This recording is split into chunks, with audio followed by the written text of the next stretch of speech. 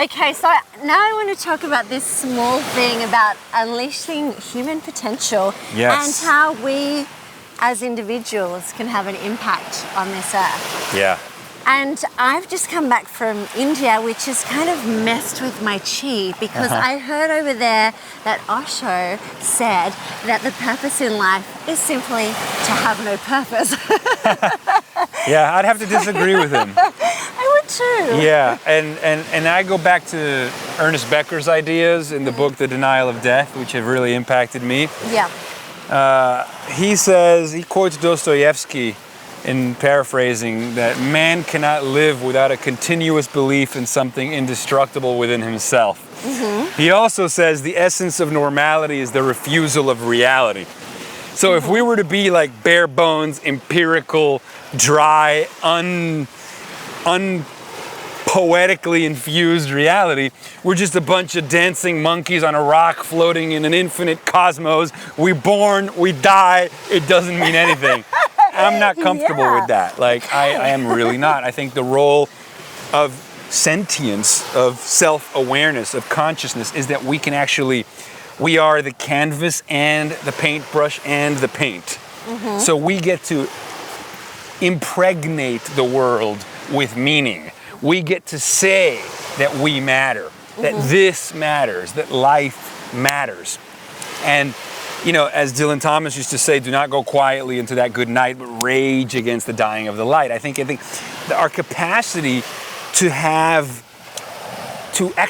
create a sense of volition and agency and purpose in our life, it is what characterizes us as meaning-making and meaning-seeking creatures.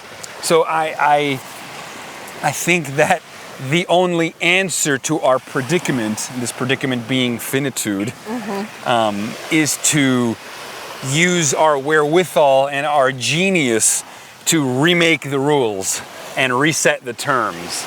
And that's what we, I think, have done beautifully well so far. We didn't evolve to fly, yet we incorporate non-biological props and scaffoldings, and now we fly in aircrafts across the sky.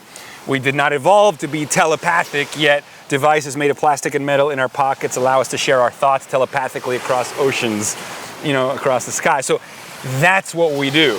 Oh, universe, you didn't hand us these terms? Well, we're gonna go and create them because we are the universe.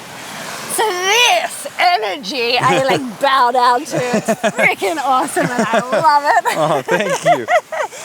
So people out there that are searching for what is my purpose, what is my why, what juices me up every day and wants to help me jump out of bed and grab it, what would you say to them? Like, where does it start? For those people who are not yet awake or conscious and they're probably not even aware of that state, or who are simply living according to other people's expectations or the status quo and all of that kind of thing. Where do they start? How do they seek this? Yeah, I mean, I think it starts with realizing that you, through your creative and linguistic choices, can warp reality to suit you, to suit your self-interest. And I think that people would agree with me that it is in our self-interest to develop a sense of purpose. It is in our self-interest to conjure up or identify a passion and live by that passion.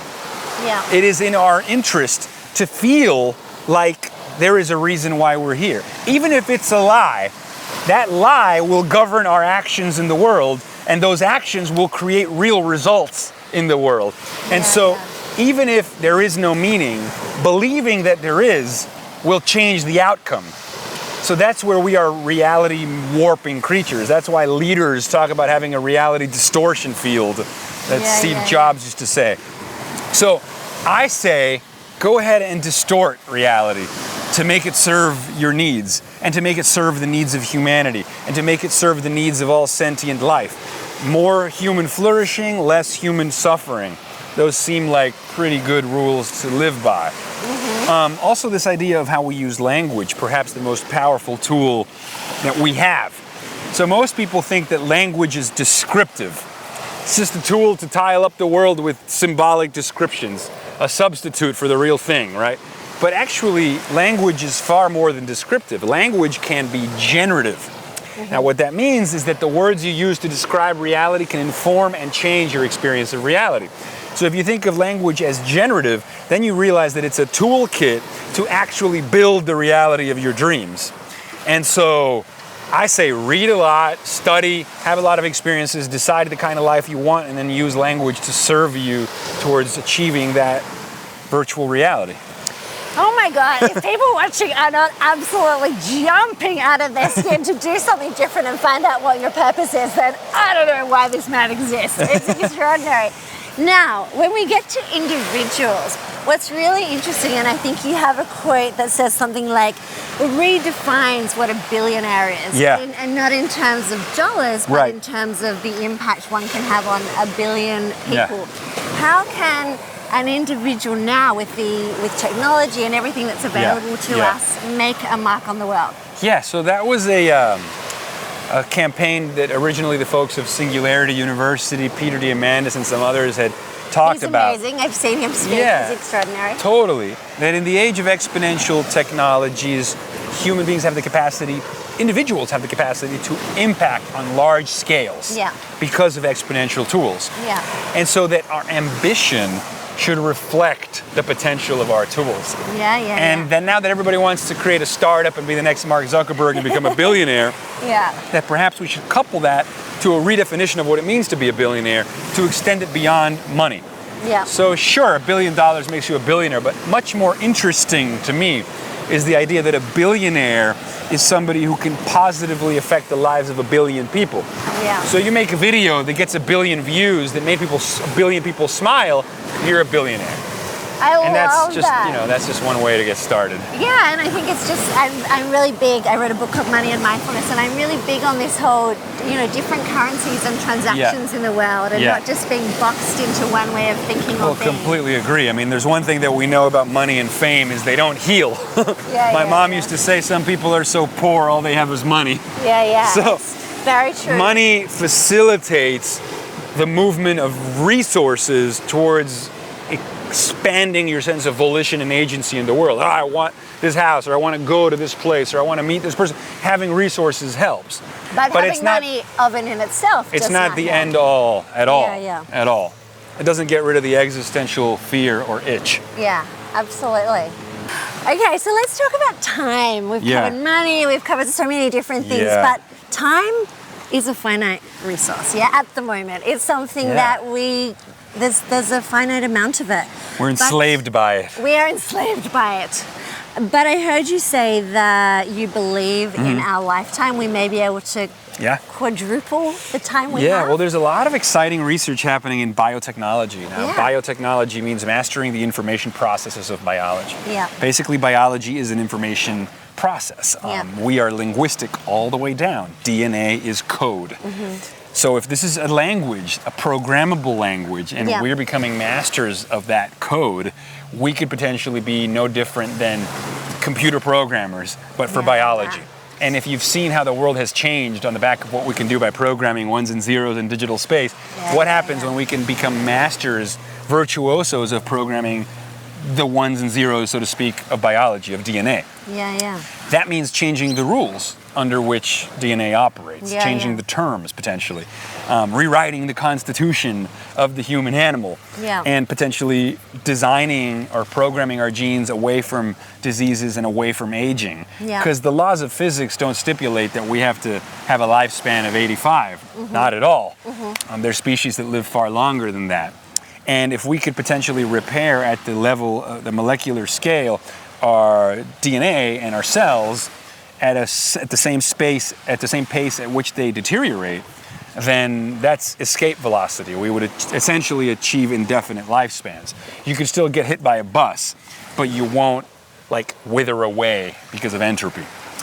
So I'm always fascinated by, we can do so much and we've come so far, but we haven't cured things like cancer and aging, and we still die at a certain time. Horrible.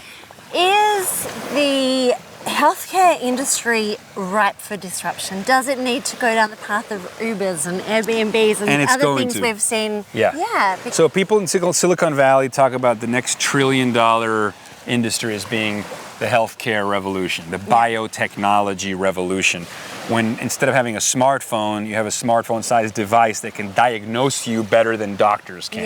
A medical tricorder. Nanobots, molecular-sized devices that can go in our bodies and brains, reprogramming our bodies from within, transforming. And this is advancing at an exponential rate. So like when we first sequenced the genome a while back, it took all this money and all this time. Now we're doing it for like a millionth of the price and a 1,000 times faster. I think that the numbers are that gene sequencing, the speed at which we sequence our genes, is advancing 3 times faster than those exponential numbers that we've seen in technology.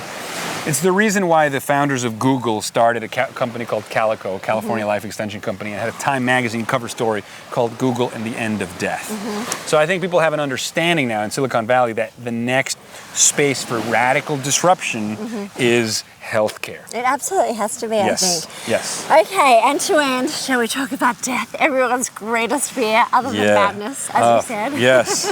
Because you have some quite explicit views on death, don't you? Yeah, well, the idea of non-existence, the idea of non-being, the idea that creatures that live, that die, the creatures that live, that yearn, that dream, that long for,